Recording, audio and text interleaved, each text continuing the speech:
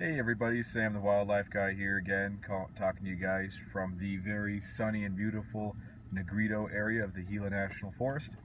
I thought I'd talk with you guys today a little bit about, so we got some Mexican gray wolves here in the area, which is a lot what our project works around. Recently I was able to go out and volunteer on my own time and do a little bit of help with U.S. Fish and Wildlife, doing a wolf cross fostering.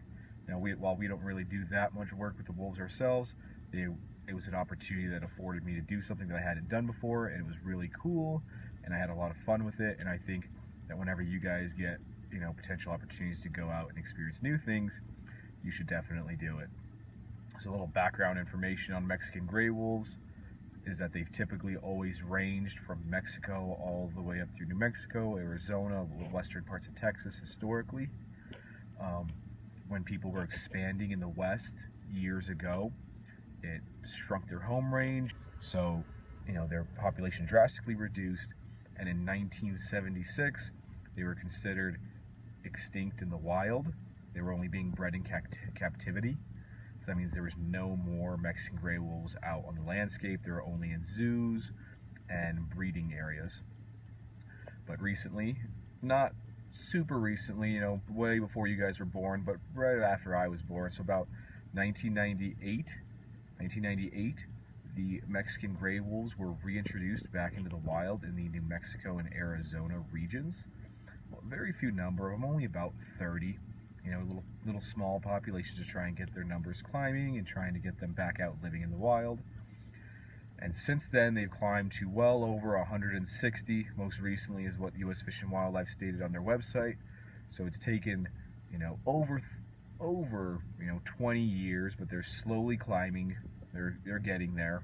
They have a lot of obstacles to overcome, a lot of controversy to overcome, but in terms of the population itself, they are growing a bit.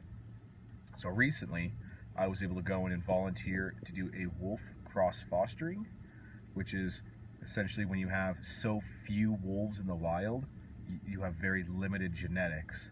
So you want to be able to be putting new genetics out there.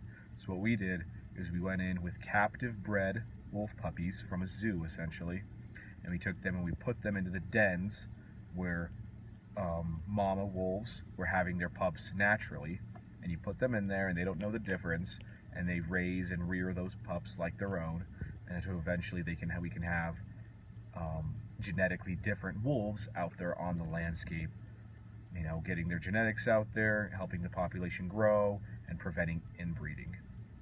So we kind of went in, we saw her points online, little cluster, we went in and searched for the den, found the puppies, took them out, kind of just did some little swabs for genetics to try and just understand them. We give them a little microchip, similar to like what you guys put in your dogs and cats, that way you can find them later on. And then we put them back in the den, and the mom will come back, and she'll be none the wiser, and she will take care of them again, no problem. So I kind of included some pictures for you guys to look at. They're just some stills as I was kind of hands-on with the help, so I wasn't able to record video or do any kind of commentary, just to have some still pictures.